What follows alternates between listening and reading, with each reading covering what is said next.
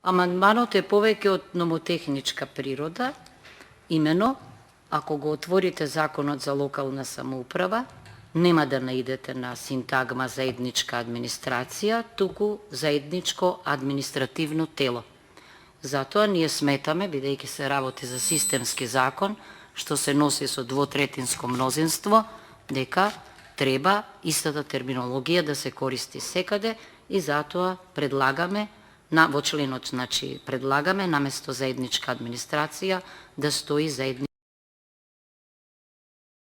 административно тело. Во членот 14 од Законот за локална самоуправа може да проверите што се однесува на меѓуопштинската соработка.